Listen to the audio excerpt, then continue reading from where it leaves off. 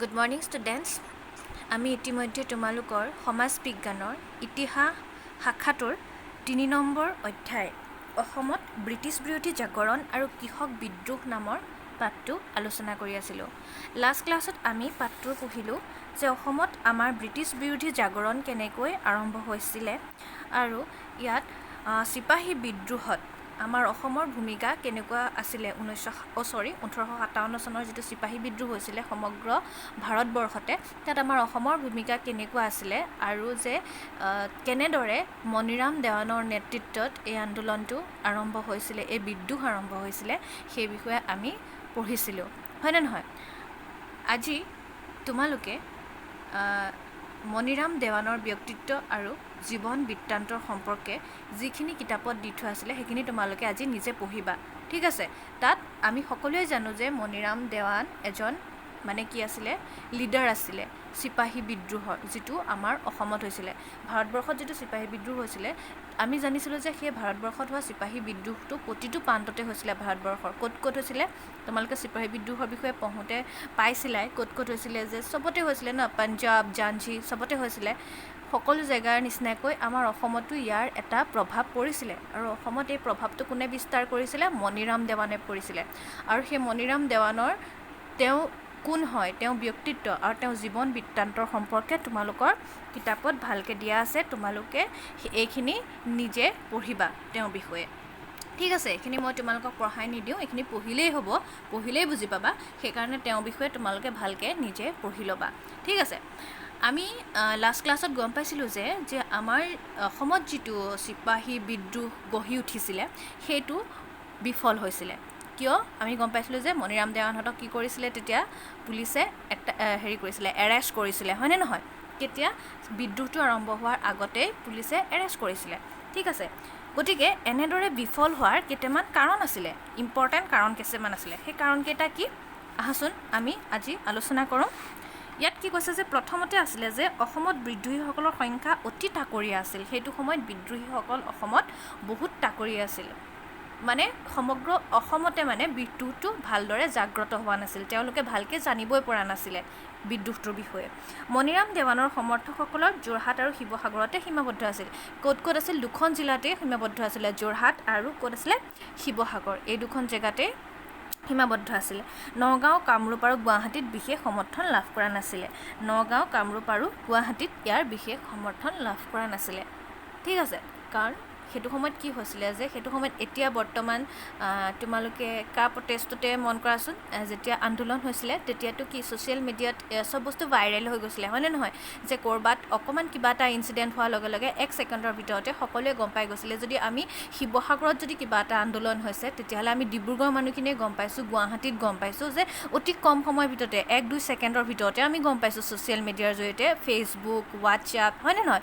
কিন্তু সেইটো সময়ত এইবিলাকতো একো কমিউনিকেশ্যন নাছিলে আৰু সেইটো কাৰণে কি হৈছিলে, আৰু যিহেতু বেছি ডাঙৰকৈ হোৱাও নাছিলে, আমাৰ ইয়াত কথাবিলাক ভালকৈ গম পোৱা নাছিলে অসমৰ মানুহে, বিদ্ৰোহটো কিয় হৈছে, কি কথা, অকণমানহে প্ৰভাৱ পৰিছিলে, বেছি প্ৰভাৱ পৰা নাছিলে।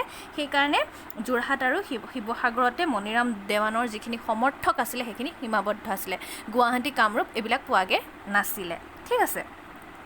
দ্বিতীয়তে চোৱা যে বিদ্ৰোহৰ নেতাসকলৰ সময় জ্ঞান নাছিল। সেইটো সময়ত কি হৈছিলে, যে বিদ্ৰোহৰ যিখিনি নেতা আছিল তেওঁলোকৰ সময় জ্ঞান নাছিল, কিয়নো তেওঁলোকে প্ৰস্তুতি সম্পূৰ্ণ কৰিও সময়ত কাৰ্যকৰী কৰা নাছিল। তেওঁলোকে কি কৰিছিলে, প্ৰস্তুতি সম্পূৰ্ণ কৰিছিলে, হয়নে নহয়? মণিৰাম দেৱানৰ বিষয়ে পঢ়িলে তোমালোকে জানিবা যে তেওঁলোকে প্ৰস্তুতি অলৰেডি কি কৰিছিলে, সম্পূৰ্ণ কৰিছিলেগৈ, কিন্তু সময়ত তেওঁলোকে কাৰ্যকৰী কৰিব পৰা নাছিল, যাৰ ফলত ইংৰাজ চৰকাৰে প্ৰতিৰক্ষাৰ প্ৰস্তুতিৰ বাবে যথেষ্ট সময় লাভ কৰিছিল।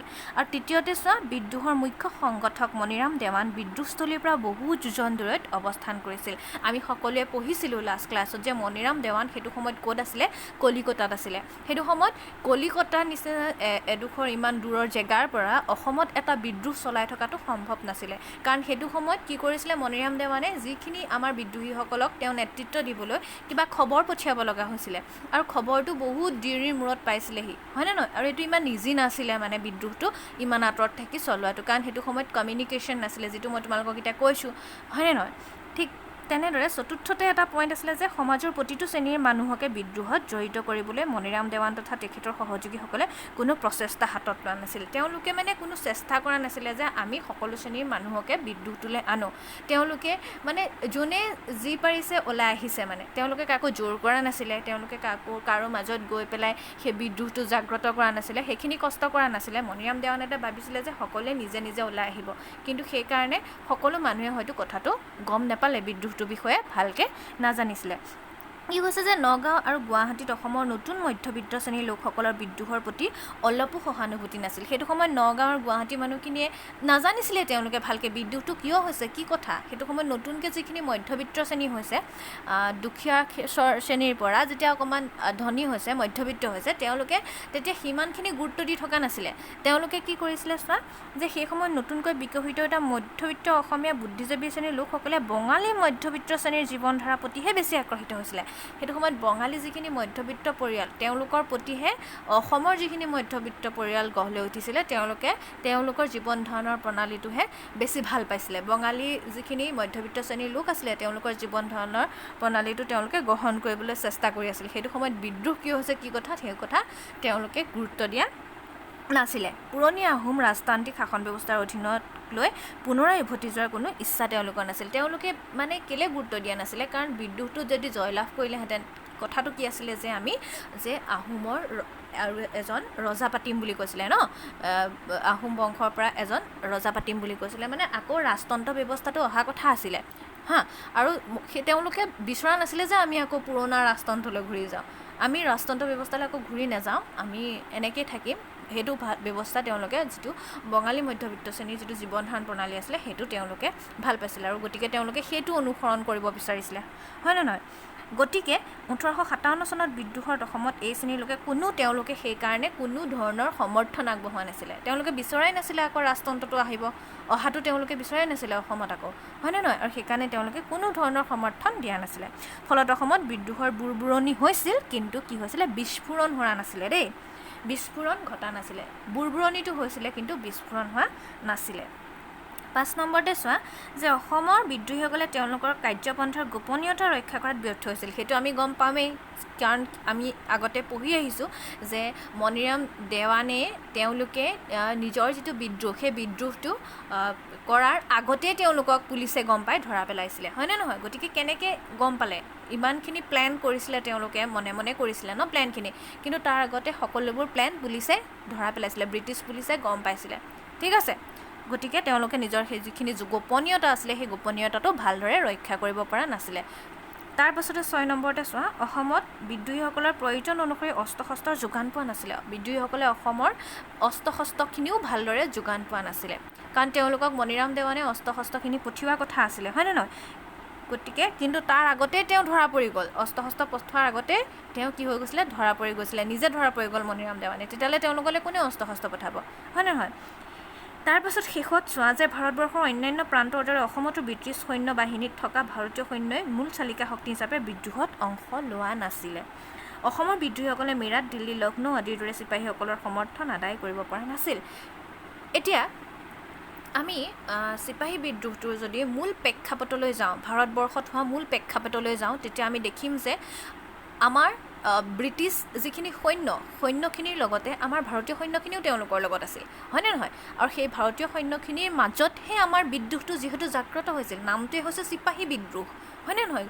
চিপাহী আছিল তেওঁলোকে সেই সৈন্যখিনি ব্ৰিটিছৰ মাজত থাকিয়ে তেওঁলোকে আন্দোলন আৰম্ভ কৰিছিল, হয়নে নহয়। কিন্তু আমাৰ অসমত সেইটো উইক আছিল। সেইটো ক্ষেত্ৰত অসমৰ যিখিনি অসমৰ যিখিনি চিপাহী আছিল, সৈন্য আছিল ব্ৰিটিছ সৈন্যৰ মাজত, তেওঁলোকে মানে সেই বিদ্ৰোহটো কৰিবলৈ তেওঁলোক ইমান অপৰাগ হৈছিল, তেওঁলোকে মানে ভালকৈ নেজানিছিল বিদ্ৰোহটো কেনেকৈ কৰিব লাগিব, কি কথা ভালকৈ জনা নাছিলে, ঠিক আছে। তেওঁলোক ফেইল হৈছিলে সেইখিনিতে। এই সকলোবিলাকৰ কাৰণেই অসমত 1857 চনত বিদ্ৰোহে বিশেষ প্ৰভাৱ পেলাব পৰা নাছিল।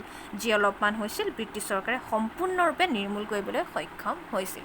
আমি যদি ভাৰতবৰ্ষৰ প্ৰেক্ষাপটলৈ চাওঁ, তেতিয়াহ'লে আমি যিটো চিপাহী বিদ্ৰোহ আমি ক্লাছ 9ত পঢ়ি আহিছিলোঁ, তাত আমি ভালকৈ দেখিছিলোঁ যে কিমান ডাঙৰকৈ হৈছিলে। ফাৰ্ষ্ট ইণ্ডিপেণ্ডেঞ্চ ৱাৰ বুলি কৈছিলে সেইটোক ন, যে প্ৰথম ভাৰতীয় মানুহে কি কৰিছিলে, স্বাধীনতাৰ কাৰণে যুঁজ বুলি কৈছিলে, যাৰ কাৰণে ইমানেই ডাঙৰকৈ হৈছিলে এই বিদ্ৰোহটো, যাৰ কাৰণে ব্ৰিটিছ ক্ৰাউনে কি কৰিছিলে, ইষ্ট ইণ্ডিয়া কোম্পানীৰ পৰা হস্তক্ষেপ কৰিছিলে ক্ষমতাভাৰ আৰু নিজৰ হাতলৈ লৈ গৈছিলে ব্ৰিটিছসকলে।